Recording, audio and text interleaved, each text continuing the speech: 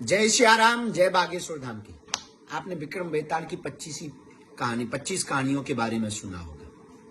वीर विक्रमादित्य के दरबार में एक बार एक फकीर प्रातःकाल आया। राजा का काम सुबह से सबको मिलते थे, कुछ ना कुछ उपहार लोग देते थे। एक फकीर ने एक जंगली फल दिया।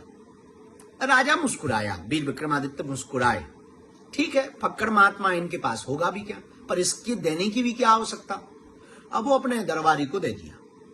पर वो साधु लगातार 10 वर्ष तक आया और रोज एक फल देता था।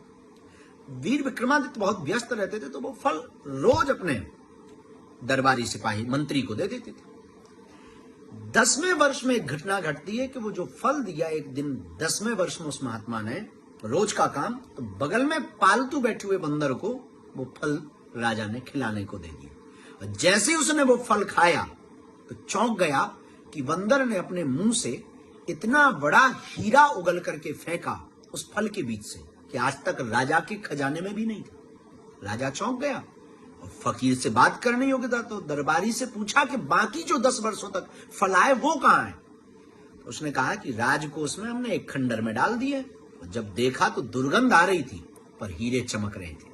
दरअसल सदगुरु के पास जब हम जाते हैं तो सदगुरु हमको कुछ पकड़ाता है तो हम उसे समझ नहीं पाते हैं। गुरु कुछ पकड़ाता है, उसे समझ नहीं पाते हैं। पर याद रखना, ये कहानी ये कहना चाह रही है कि आपको सदगुरु से जो भी प्राप्त हो उसको स्वीकार करना, और बहुत सावधानी के साथ में, क्योंकि वह अमूल्य हीरा होता है। सदगुरु के एक एक वचन अमूल्य हीरा होते हैं।